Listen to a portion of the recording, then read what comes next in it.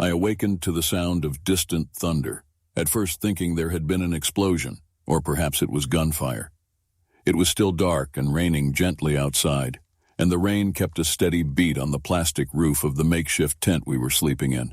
The wife and the kids, sleeping soundly. They looked so peaceful as if nothing had ever happened. If only that were true. It had been quite some time now since it had all started, and the world was a very different place. People I had known all my life, grew up with and were friends with in the past, were now a potentially deadly enemy. The world was falling apart with people starving, fighting over commodities and killing for mere beans. I looked at my children and wondered if this were the world I wanted them to grow up in. As much as I loved them, I wondered if it had been best if they hadn't been born at all. We had been warned of it for generations now, but no one seemed to think it would be a real threat. No one had prepared for it. The first week, everyone had just been focusing on making it through. Everyone was expecting our great military to turn this around fast. Boy, were we wrong. The second week, it became obvious we had a problem. Law enforcement had broken down, government assistance was a joke. Looting had gotten worse, and there was fighting now all over. It was then you started seeing the older vehicles being used more. The ones that made it were traveling, but had nothing to travel to. The stores were out of operation, no gasoline could be pumped, and most people were just driving to the next place to rob. Week 3 through 5 was when all hell broke loose. The military tried to intervene, but it was no use. They had their hands full trying to keep the damn terrorists at bay. Then more had jumped in at the first signs of a failing system. The president did a radio broadcast to those who had means of hearing it. "Hide out, band together, and do your best to survive. We will overcome this," were his words along with some other useless information. Not much to offer a world that was falling apart fast.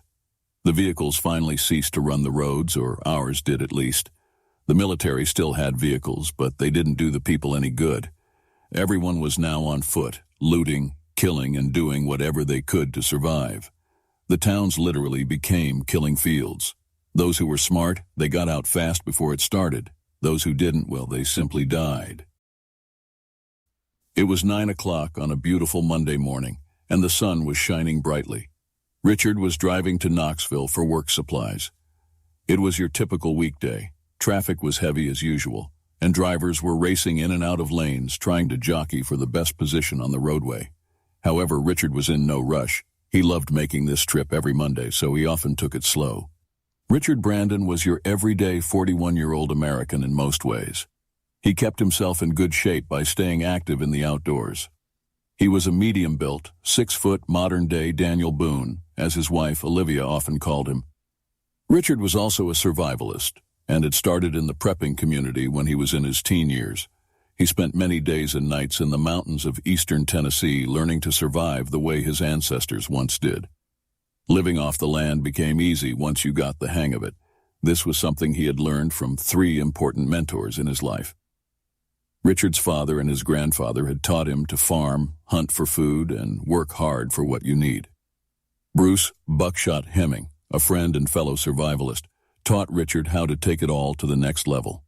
Bruce had taught Richard about something he called plans. The phrase plans was the root of all survival lessons regardless of where you are in the world. Buckshot had coined this phrase in his early years. The first letter P stood for prepare. And prepare didn't mean to go out and buy everything known to man in order to survive. Prepare means to obtain the things you need and will use most often.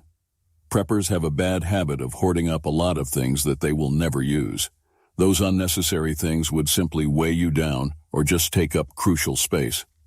Bruce had taught him to think it through, make a list of things you could use in practical situations.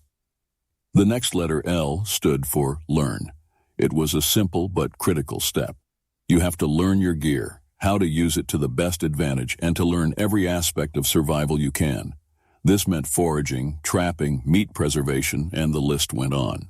You never stop learning as a prepper. The letter A stood for adapt, because adapting to your situation, environment, and region was critical. If you can't adapt to your surroundings, then you will eventually die. The next letter N stood for naturally. To naturally survive means to use what you have around you.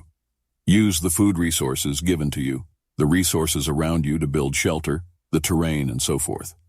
Learning to survive with nature and to live in harmony with nature is the key to survival. The letter S meant simply to survive. Once you learn everything previous, then survival will become second nature. Survival is not hard. It is often people that make it hard. Our ancestors survived for thousands of years using everything presented in plans. Over the years, Richard had learned a lot about survival, had taken many classes on foraging, trapping, and natural medicines found in the wild. He practiced those skills every chance he got, and often had his children came along for the outdoor excursions. He had 3 sons, Mark, Matt, and Mike, who had become just as much of an outdoorsman as Richard. Mark was the one exception. He was technically inclined. Give him a bunch of wires and some tape, and he would find something to build with it. Matt and Mike didn't care much for technology, though. Richard had begun working at the Park Service in 2004 and had worked his way up from a conservation worker to a skilled park ranger. He had spent several years on the wildfire team as well. That experience had taught him many life lessons. He lived in the small town nestled at the base of the Frozen Head Mountains. Population, a whopping 473 people. The town had grown a bit since then, as it was now about 725 in total. The little town was sometimes made fun of because of its name. Petros, or P-Town, as some would call it. The name actually meant the rock. It was a Greek name given by early settlers who came here during the mining boom. The people of Petros were resourceful, and the name definitely described them with accuracy. The town had seen its share of disasters and death over the years. In the early 1900s, during the Great Flood, the Crooked Fork River spilled over its banks, threatening to wash away the entire town. Thankfully, no one died there, but the neighboring towns didn't fare so well. Richard had family from one of those towns called Devonia. There was a church still standing there, in the middle of a valley that had, as the people described it, defied the waters. Indeed, it was in a place where it should have been washed away entirely, yet there it was, still standing, in defiance as a testament to the power of God. Richard pulled into the fuel station to top off his pickup for the rest of the journey. "Jesus, these gas prices," he said, shaking his head. The fuel prices had been going up steadily along with the price of everything else these days. People were finding it hard to make ends meet, and Richard was no exception. Despite having a good-paying job, he kept finding his pockets empty. Richard walked into the little general store, where a few of the town's elders were gathered for breakfast and watching a news broadcast on the TV hanging on the wall at the end of the counter. "How's it going, Richard?" asked Clyde, one of the older gentlemen in the crowd. "Not too shabby, Clyde," replied Richard. "How about you, my friend?" Just about the same, I guess," Clyde said. "Same old broken back. I'm getting uglier and my wife is getting grumpier." Richard chuckled to himself at the man's funny comments. Never a boring day around Clyde, Richard thought to himself. Richard was paying for his gasoline when he picked up on some of the words from the news broadcast. Riots are now starting to take place in cities across the nation. Police are trying to get control of the matter, however. At this time, the efforts seem to only be fueling the chaos. Richard looked up at the screen for a moment before heading out. Police cars were on fire, businesses were burning, and it looked like total pandemonium. "Goddamn looters," came a sharp comment from Earl, another one of the town folks, but this one was known to be a bit rowdy at times. Harmless, but rowdy. "These damn kids nowadays have no clue what they are even standing up for," Earl said, waving his arms over his head, looking like a scarecrow flapping in the wind. "I mean, for shit's sake, they burned down buildings, people's businesses, and for what? A bunch of new age morons, if you ask me." Earl got up and stormed out of the store angrily. Probably for the best, Richard thought to himself. Richard followed the man out, smiling inwardly at his ranting antics as Earl made his way to his old rickety pickup and sped off, spinning up gravel. The trend of riots had started back in 2014, when police gunned down 18-year-old Michael Brown in Ferguson, Missouri. Ferguson had seen burning, looting, and sadly some people lost their lives during that event. Then again, in 2020, it all came to boil over with the killing of George Floyd in Minneapolis. Richard recalled seeing how that happened. The cell phone coverage of that brutal murder was horrific. There had been protests, but the riots, all the looting and damage done to those cities, were a whole different matter. Richard couldn't help thinking that sinister characters had been behind a lot of that mayhem.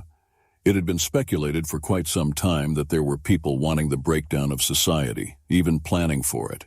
Every day you were seeing news broadcasts about racial and political division. It was starting to look like the nation was hinging on a race war. What better way to beat your enemy than to keep them fighting?